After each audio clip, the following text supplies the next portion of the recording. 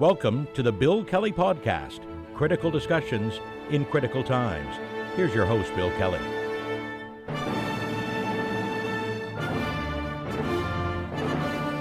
Welcome to another edition of the Bill Kelly Podcast, critical discussions in these critical times. I'm your host, Bill Kelly. Good to have you with us today. I think as I'm going over the things that are going on when we talk about the podcast, the question that's on my mind, and I'm sure on many of yours too, is what world leader is finally going to have had enough and just stand up at the negotiating table or one of those silly photo op sessions that Trump does in the White House and simply say, Trump, you're an idiot, and get up and walk out. I mean, they've got to be thinking it. I mean, ever since this guy took office, I mean, even during the first term, but, you know, there were some checks and balances in place. But it seems now as if this guy's got free reign. And you know, frankly, he almost does. You know, he controls the Supreme Court. He controls the Senate. He controls the House of Representatives. He's got a bunch of sycophants, little puppy dogs on his staff there in his cabinet that'll just nod. They're like bobbleheads.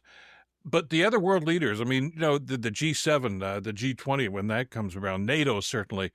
I mean, these are serious people, intelligent people, world leaders in France and Germany, the UK, Canada, of course, Italy. You know, the list goes on and on. And there's got to be a level of frustration trying to deal with this guy in the White House.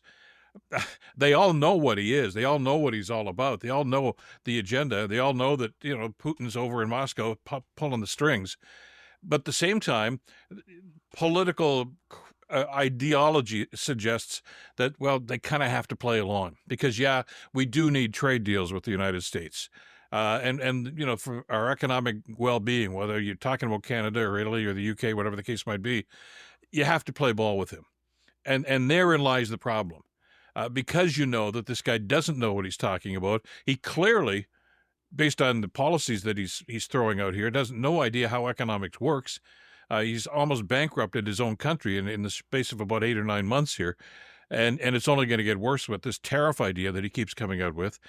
And at some point, somebody's going to just throw their hands up and say, we can't do this anymore.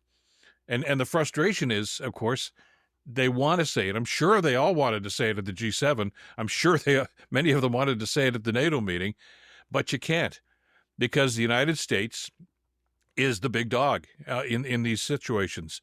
And there's always been disagreements, historically, always disagreements with U.S. presidents and administrations and some members of NATO and some of the directions that NATO or the G7 was going to go in.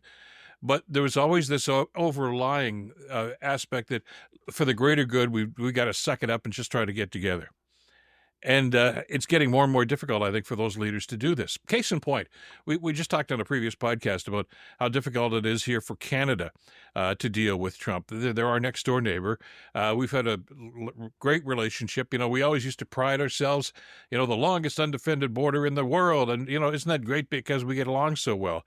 Of course, Trump's already talked about putting troops on the Canadian border and the fentanyl crisis, which wasn't a crisis at all. The crisis with fentanyl at the Canadian-U.S. border was the fentanyl that was coming across from the United States. But Trump, of course, is a master in what they call the art of projection. If there's something going on that he's responsible for, he simply blames somebody else and says, no, it's you that's doing it to me, even though there's no evidence to make that point. And we've seen this time and time again. And I know the other world leaders have seen this as well. And at some point, somebody's going to have to just say, look, I can't do this anymore. You know, we talked about the steel and aluminum tariffs in Canada here. And by the way, we're not the only country that's being impacted by this, but it's our home and it's going to have an impact on our economy and our people, our neighbors. So, you know, we want to talk about this. Now Trump announces that there will be another tariff on copper this time. And yeah, copper. Now, not the leading industry in this country, but it is a precious metal. It's something, in my mind anyway, because I mean, it's used, especially now with electronics, such a big part of so many different countries' economies right now. Copper plays a large part. In the construction of certain techniques and you know the stuff that goes into, well, cell phones, into car batteries, EVs, and on and on and on it goes. Even the little wires, of course, that plug your lamp in here or this microphone, that's copper in those wires underneath all that rubber. So it is important. And we do send a lot of the copper that we do produce in this country to the United States. I think about 52% of the copper that we mine here and process goes to the United States. Well, now there's going to be a huge tariff on that. And it's going to have an impact on the Canadian industries. Now, other countries as well. I mean, I think China is the largest producer of copper. Chile is in there too. Some of the South American countries doing this. But let's talk about the impact it's having here. And like so many of these other tariffs that Trump is imposing these days, there doesn't seem to be any rhyme or reason to this. And he still, either because he doesn't get it or simply is trying to continue to put one over on the American people, still says that this is going to be a great revenue generator for America, for the American consumer is going to benefit from this. American industry is going to benefit from this.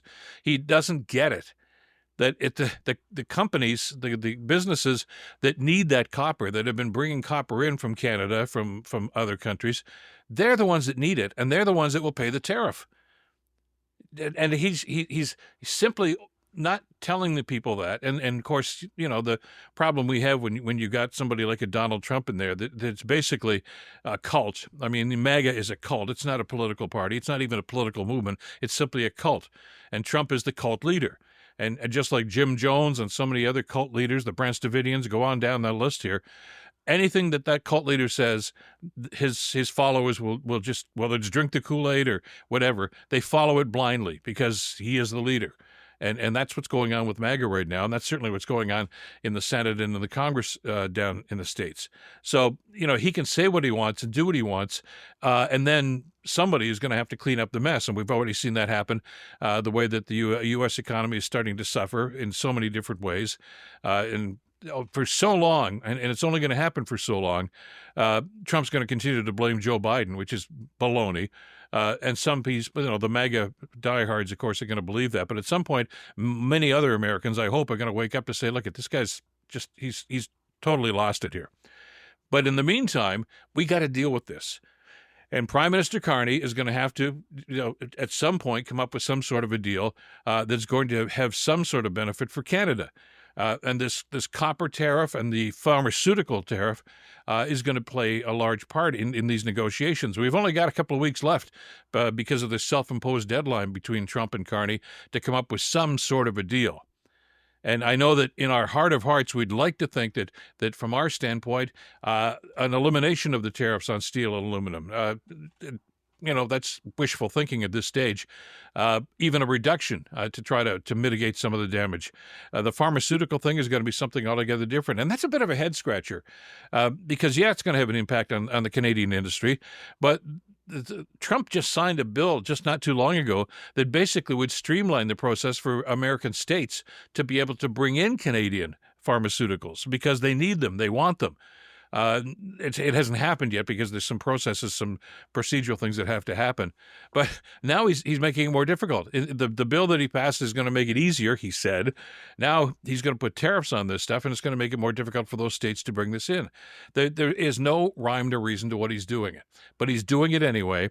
And we in Canada and in other parts of the world, we're going to have to deal with this, and we have to clean up the mess. And I don't envy Mark Carney or anybody else around that negotiating table over the next couple of weeks trying to cut some sort of a deal here because Trump just isn't listening. And how do you make a deal with an idiot? Because that's what we're dealing with here. Especially an idiot that's got a cult following that will just believe anything this guy says. Common sense has been thrown out the window a long time ago. At least in the first Trump administration, when there was negotiations going on for the revised NAFTA, there were some people that knew something about economics. There were some people that understood the international dynamic of economic policies. They're gone. And all you have now are sycophants that are just going to nod and say, yeah, whatever he wants is what we're going to, whether it's Lutnick or some of these other people that were told, by the way, at some point in their careers previous to joining the Trump administration, had some credibility in the financial world and the economic world. That's out the window now, too. It's just do whatever Trump wants. And Canada and other countries are going to have to pay the price for this, too. We're running out of time to try to cut some sort of a deal here. The copper tariffs, the pharmaceutical tariffs are only going to exacerbate the situation and the problems that we're facing right now. And the pressure is going to be mounting, immense pressure on the Canadian contingent to try to find some sort of a deal. And we haven't even talked about supply management. I mean, we touched on this, but you know that Trump has ranted and raved about that for years now. And that's probably on the table. And I know there's going to be a lot of pissed off farmers and people in the dairy industry and the agricultural industry if all of a sudden that is on the table and it's something else that we're going to be required or at least expected to be able to be flexible on. I mean, there don't seem to be any untouchables as far as Trump is concerned with what Canada's putting on the table. On the other side of that table, he figures he can do what he wants, impose what he wants, and demand what he wants, and we're simply going to cave in. That's the scenario that we're facing right now, and that's the scenario that the Canadian contingent is facing right now. So, again, just to circle back to what I was mentioning at the beginning, some point, people are just going to say enough is enough. And I know there will be ramifications for that, but I mean, when do you finally stand up and say the emperor has no clothes? All right, let's stop the facade. Let's deal with the reality here. The American people clearly don't want to do that. They're not at that point yet. But the rest of the world, I think, is getting to that point. And I don't know who's going to be first. Maybe it'll be Prime Minister Carney. Maybe it'll be Macron in France. Maybe it'll be Stammer in the UK. I don't know. And all the while this is going on, Putin in Russia and Kim Jong-un in North Korea and even Xi in China are laughing at this because the clown that's in the White House right now is turned the whole thing into a circus, and they're the ones that are going to benefit from this ultimately. And that's really sad, isn't it? That's it for this edition of the podcast. Thanks so much for being with us. Pick us up wherever you're getting a lot of new folks that are jumping on, and it's great to see that. And welcome aboard, everybody who comes on. We're on any platform that you get your podcasts on. You can catch the Bill Kelly podcast on that. And don't forget about the add-ons that we put on, too. A little stuff that we could put in there to try to enhance the conversation and the dialogue going back and forth on some of these key issues. Thanks, as always, to Madeline Kelly for the great work putting this one together. I'm Bill Kelly. Until next time. Stay in touch and stay informed. Bill Kelly Podcast brought to you by Wizen's Law, personal injury lawyers. Listen, you didn't choose to get injured, but you can choose the right lawyer. Wizen's Law, 905-522-1102 or wizenslaw.com.